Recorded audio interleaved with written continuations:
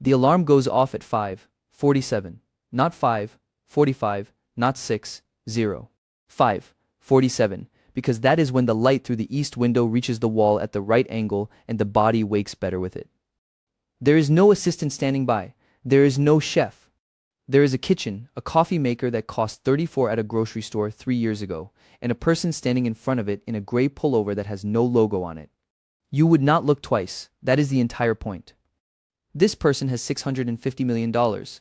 Not in a visible way. Not in a way that announces itself through the garage door or the watch or the neighborhood. In a way that lives inside structures most people have never needed to think about. Trusts with names like Meridian Holdings or Callaway Family Partners. Holding companies registered in states with favorable disclosure laws. Entities that own other entities that own the actual assets.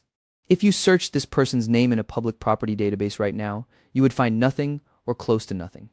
The house they live in is owned by a limited liability company. The LLC is owned by a trust. The trust has a registered agent whose job is to be the name that appears. This is not evasion. This is architecture. It was designed by attorneys over years, reviewed and revised, and the purpose is one word. Distance. Distance between the person and the paperwork. Distance between the wealth and the target it would otherwise paint. The pullover is gray, the pants are dark, the shoes are the kind you buy because they last and they fit, not because of what is stitched into the heel. This is not performance minimalism, the kind people post about to signal something. This is practical invisibility. When you are worth $650 million and most people around you do not know it, the last thing you want is a detail that starts a question. A conspicuous watch starts a question. A car that costs more than a house starts a question. Questions become conversations. Conversations become patterns. Patterns attract the wrong attention, and the wrong attention is expensive in ways that have nothing to do with money. The commute this morning is ordinary. There is a car, mid-range, clean, nothing about it asks to be photographed. It is possible to take a different route each week, not out of paranoia, but out of habit formed from awareness. Situational awareness is not surveillance. It is just noticing what is around you before it becomes a problem. The route to the office or wherever the day begins is considered in advance. Not obsessively, thoughtfully. There is a difference. The social media footprint, if it exists at all, is a question that requires a long pause to answer.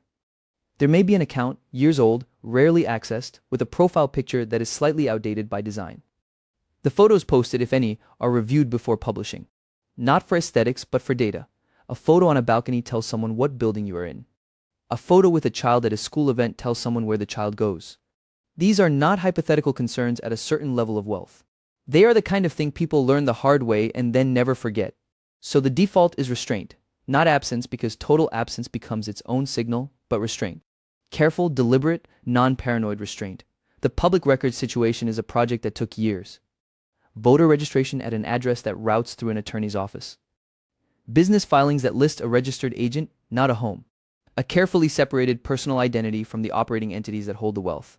If someone decided to spend an afternoon researching this person's financial life through public sources, they would find pieces that do not connect, and eventually they would move on. That is the outcome that was designed for. Security does not look like what movies suggest. There is no motorcade. There is no bodyguard in a suit standing 6 feet back. There is instead a set of habits that create layers. The schedule is not posted anywhere.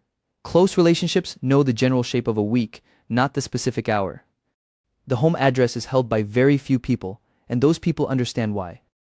When new people enter professional or personal life, there is a period of observation before information is shared. This is not coldness, it is calibration.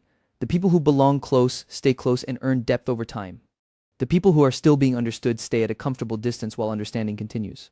Respectful, quiet, unbothered. By 7:15, the day is already organized around values rather than appearances. The first block of the morning is health, not because of some optimized biohacking routine, but because physical clarity makes everything else more coherent. An hour of movement, sometimes more, sometimes less.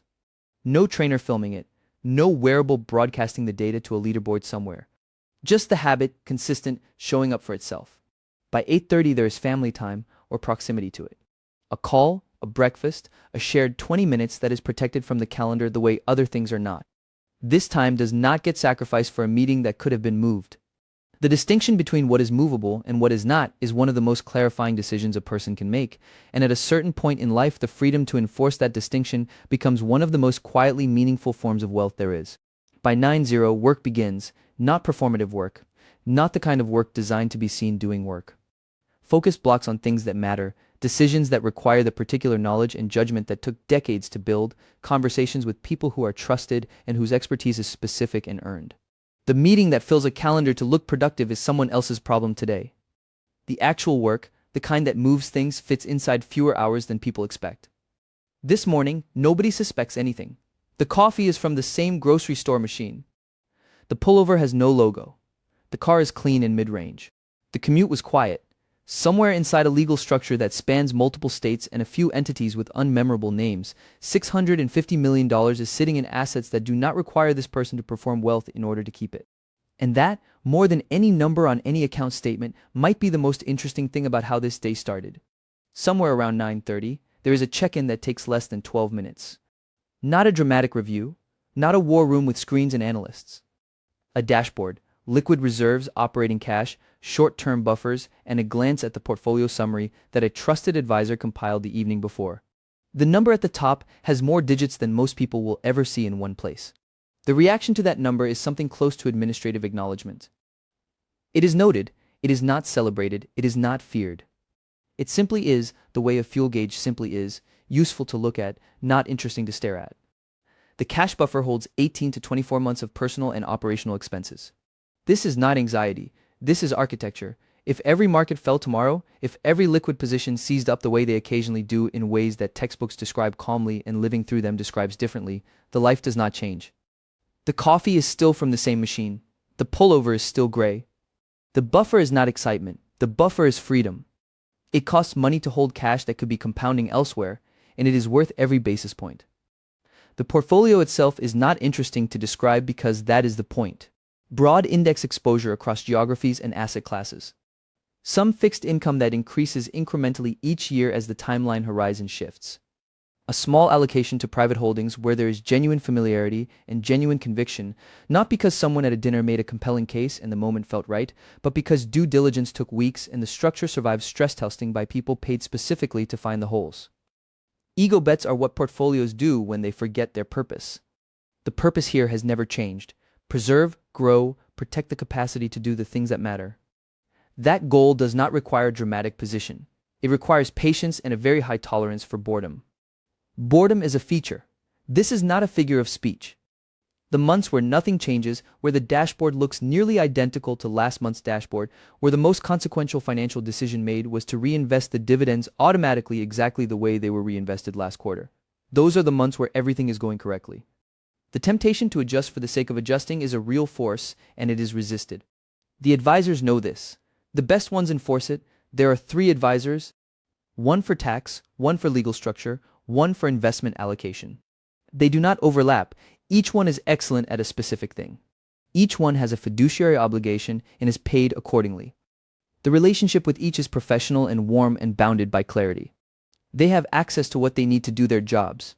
They do not have access to the full picture because no single person outside of 1 or 2 trusted individuals holds the full picture. Compartmentalization is not distrust, it is design. Taxes are completed with documentation that has been maintained throughout the year in a system that would bore a forensic accountant to describe. Every entity filing, every charitable contribution record, every offshore disclosure that is legally required and legally filed, handled before the deadline and reviewed twice. The tax code is complex. It is navigable with the right guidance. The goal is never to be clever in a way that requires defending later. The goal is to be correct, consistently, in a way that keeps the legal structure intact and the calendar free of problems that drain time and attention and access to exactly the kind of freedom this whole structure was designed to protect. Giving is the part of the day that does not appear on any public record if the structure is set up correctly, and it is. There are donor-advised funds with enough assets inside them to fund meaningful work for years. Distributions go out quarterly to organizations that were selected through the same rigor applied to any other allocation decision. Not the ones that sent the most persuasive gala invitation. Not the ones with the most famous names attached. The ones whose program logic makes sense, whose financials are clean, whose leadership is stable, and whose outcomes can actually be tracked. There is no naming opportunity sought, no press release coordinated, no seat on a board pursued for the social exposure it creates. The giving is between the fund and the recipient and the impact. The satisfaction is between the donor and whatever they believe about why they are here. It does not require an audience. Requests come in regularly. A childhood acquaintance who heard something through someone. A professional contact whose business is struggling and whose ask starts as coffee and lands somewhere more specific by the end of the meeting. The answer is consistent and delivered without apology or extended explanation. The answer is no, or it is a referral to a specific resource that might actually help, or in rare cases it is a small and deliberate gesture made through a channel that cannot easily be used as a reference for the next ask. Boundaries stated kindly still hold. That is a thing that took years to understand fully and is now understood without discomfort. What gets spent is a shorter list than most people would assume.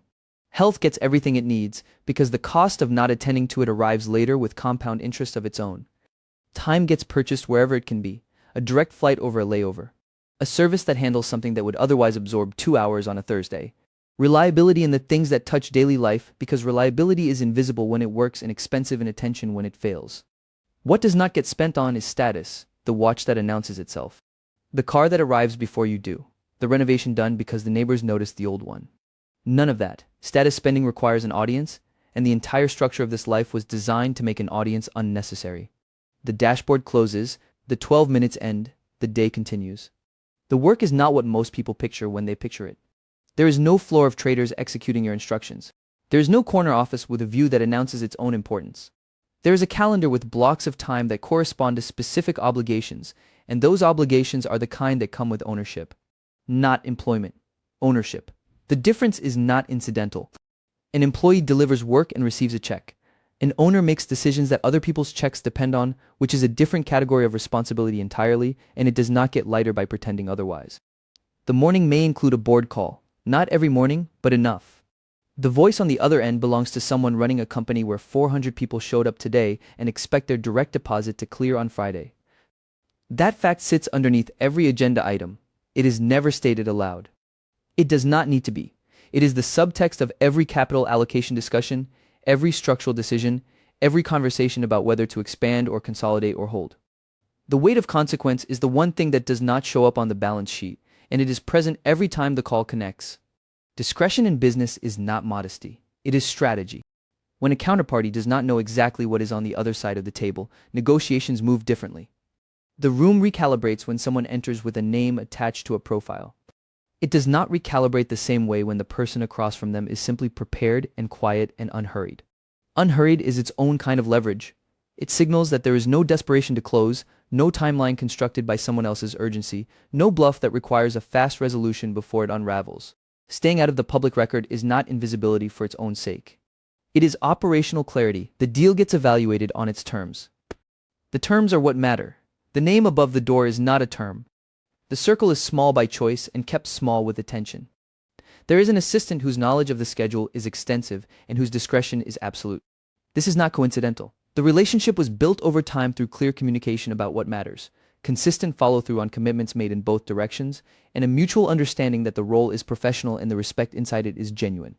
People who work in close proximity to significant wealth can be treated as instruments or as colleagues. The ones treated as instruments leave or stay and become liabilities. The ones treated as colleagues with clear roles and real authority over their domains stay, and they become the infrastructure that makes everything else function. Legal counsel. A financial advisor who has been part of the structure long enough to know what not to suggest. An accountant who understands the entities well enough to anticipate the questions before they become problems. Each person knows their lane. Each person is compensated for knowing it well. None of them are managed through fear. Fear makes people careful in the wrong direction. Ethical leverage is a real thing, and it is available at this scale in ways that are not available at smaller ones. The products a company makes can be made better. The policies a company operates under can be fairer. The communities a company operates inside can be treated as partners rather than variables. None of this requires a press release. It requires decisions made consistently over time in a direction that prioritizes durability over extraction. Extraction is efficient in the short term and corrosive in the long one. People remember how they were treated during the years they spent building something, and that memory shapes what they build next, and who they build it with, and what they say when someone asks. Treating people as disposable is a choice that compounds negatively. Treating people as capable adults with real stakes and outcomes is also a choice, and it compounds in the other direction. The daily discipline is not ornamental. Deep work gets protected because attention is the resource that cannot be repurchased once it is spent. There are hours blocked from meetings, from messages, from the ambient noise of a device that would, if permitted, fill every available silence with something that feels like information and mostly is not. Reading is part of the structure, not a leisure activity appended to the edge of the day if time allows. Time does not allow unless time is allocated, and so it is allocated. History, finance, biology, occasionally fiction, because fiction is one of the few technologies that allows genuine temporary residence inside another person's life, which turns out to be useful when your daily decisions affect a large number of other people's lives. Fitness is non-negotiable for the same reason the cash buffer is non-negotiable. The cost of neglect arrives later, with interest, and at a time of its choosing. The loneliness is real, and it is rarely discussed because discussing it invites a response that begins with and ends with the net worth, as though the number answers the question. It does not answer the question. The question is about trust. At ordinary levels of wealth, trust is extended and occasionally disappointed and recalibrated and extended again. The stakes of being wrong are manageable. At this level, the stakes of being wrong about a person are different, which means the threshold for extending trust moves, which means the circle contracts, which means the number of people who know you as a person rather than as a position gets smaller. That contraction is not paranoia. It is a rational response to a real pattern. And it is also a loss, and both of those things can be true simultaneously. Staying grounded is a daily practice, not an achieved state. It requires contact with things that have nothing to do with the portfolio. A conversation with someone who does not know and would not particularly care. A task completed with the hands. A moment of genuine inconvenience handled without escalation, because inconvenience handled without escalation is one of the few reliable signals that the wealth has not yet rewired the part of the brain that knows how to be a person. The work ends, or rather, it pauses. The day has more hours. They belong to something else. The evening has a different texture. Not softer, exactly, but slower. The cadence shifts somewhere around the hour when the last message worth reading has been sent, and the next one worth reading will not arrive until morning. That window is protected, not always successfully. But the intention is consistent, and consistent intention is what eventually becomes a structure, and structure is what makes the intention real. Dinner is not an event, it is a meal. The food is good because good food at home is inexpensive relative to almost any other pleasure and disproportionately valuable relative to what it costs. There is no staff for the evening, that is a choice. The presence of someone whose role is to make things seamless also makes things observed, and the hours after work are the hours that belong entirely to the people inside them. Dishes get washed, not as a gesture toward normalcy. Because the dishes are there and washing them is the thing that comes next. Privacy at home is not passive, it is actively maintained. The people closest to this life, the family members, the friends who have known the person behind the position for long enough that the position is genuinely secondary to them, they have been asked to keep certain things quiet. Not everything. Just the things that, if they traveled, would change the nature of every subsequent interaction with anyone who received them.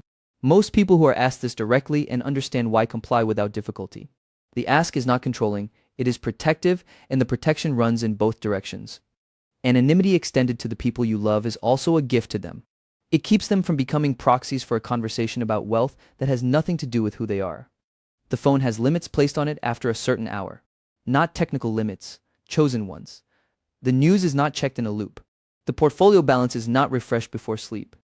The number does not change more meaningfully between 10 p.m. and 6 a.m. than it does between any other 2 points, and looking at it does not improve it. What looking at it does is introduce a variable into the hours designated for restoration, and those hours are not available for trade. Legacy planning sits somewhere between the evening and the permanent. There is a will. It has been revised 3 times as circumstances changed and as the understanding of what the documents are actually for deepened. A will is not a document about money. It is a document about decisions made in advance so that the people left to carry them out are not left to guess, and guessing under grief is one of the most reliable ways to damage relationships that took decades to build. The decisions in the document are specific. Not because specificity is a form of control extended past death, but because ambiguity is a burden, and leaving a burden is not the same as leaving a gift. Succession has been thought through at the entity level as well. The companies have structures. The structures have contingencies. The contingencies have been communicated to the people responsible for executing them. This is not morbid. This is what responsible ownership looks like at scale. The 400 people whose direct deposit clears on Friday deserve a version of continuity that does not depend on any single person's continued presence. Building that in is one of the less visible but more durable things that can be done with a position of this kind.